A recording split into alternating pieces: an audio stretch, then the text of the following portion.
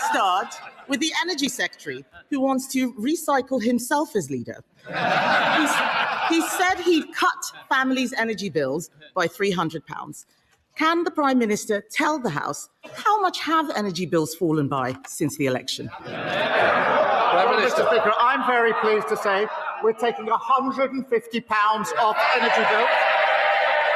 I can also tell her that that's on top of the £150 we've taken off last year for the 3 million poorest families, now for 6 million poorest families. Mr. Speaker, she talks about leaving. The problem for us, last week, What? Mr. May, I've told this side, I'll now tell this side. We don't need the pantomime auditions anymore, please. Mr. Speaker, last week I pointed out that 3 of our ex-MPs went to reform. That included the former Deputy Chairman, Jonathan Gullis. He liked to think of himself as a straight talker. He said they're finished and they've lost the trust of the British people.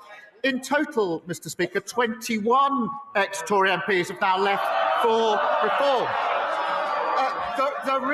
The real question, Mr. Speaker, is who's next? We can all see the Shadow Justice Secretary twitching after his come and get me plea from the member of Clacton. Mr. Speaker, we need no lessons from them. Kemi Badenoch. Mr. Speaker, I asked him about energy bills. He could power the national grid on all of that hot air. He promised to cut energy bills by £300. Energy bills have risen by £187. But let's look at someone else who's making a mess. Let's look at the Education Secretary. Oh, there she is. Labour pledged to recruit 6,500 more teachers. So can the Prime Minister tell the House how many extra teachers are there since she became Education Secretary? More than when they left office. I'm very proud to say so. We're in an upward trajectory. Oh, Mr. Speaker, they left our health service on its knees. They left our schools in a mess. They left our economy absolutely broken. They should be utterly ashamed of their record in service. Kemi Badenoch. Wrong.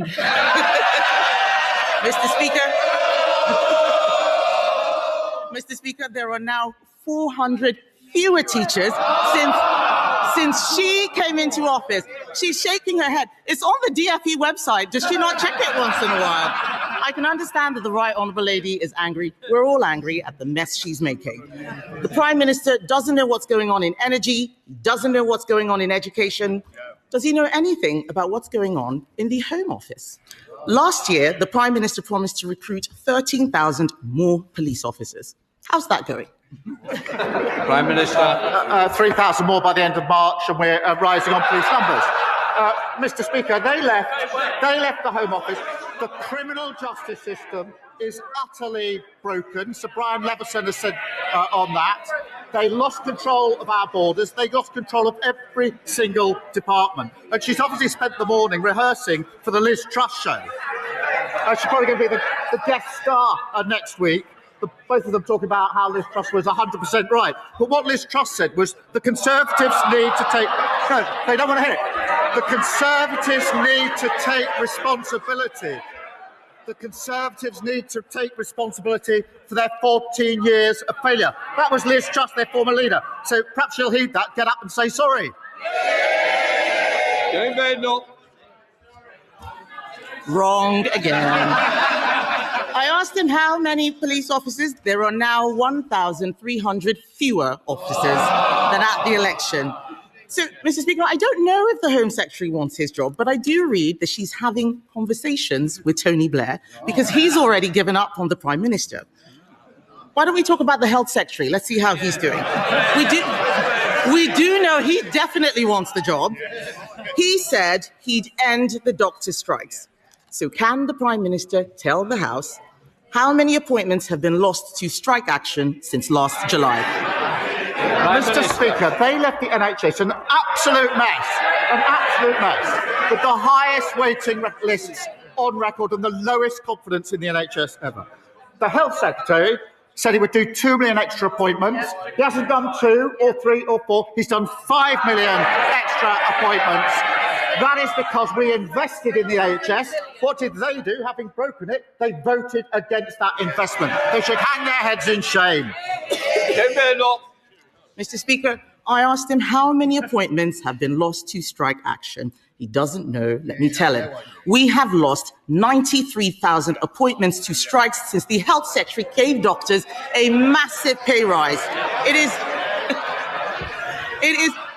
It's the truth. I know they wouldn't know the truth if it punched them in the face, but I'm telling them the truth. It is no wonder that we read this morning that the former Deputy Prime Minister has said about the Health Secretary she'd rather stick pins in her eyes than be on his golden ticket. And Mr. Speaker, the Prime Minister congratulates himself on 5 million extra appointments. Yeah. In our last year of office, we delivered 6.5 million extra appointments. Under Labour, Mr. Speaker, everything is getting worse. Jobs, bills, police numbers, teacher numbers, everything is getting worse. The cabinet should be doing their own jobs. What are they doing? They're trying to compete for the caretaker's job.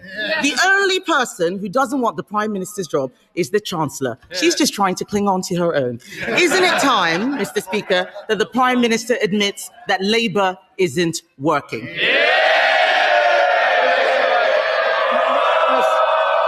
Mr. Speaker, she's living proof you can say whatever you like when nobody is listening to anything you have to say.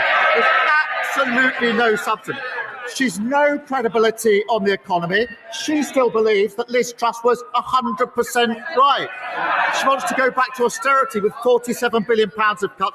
She thinks the minimum wage should be frozen too high. She's got no credibility on foreign policy. She complains about trade deals she tried to get and we got. She says that we should stay at home and not attend NATO or the G7. On issue after issue, she's clinging on to reform. That's not leadership, it's weakness. No wonder so many are leaving her party. They know there's absolutely no reason to stay.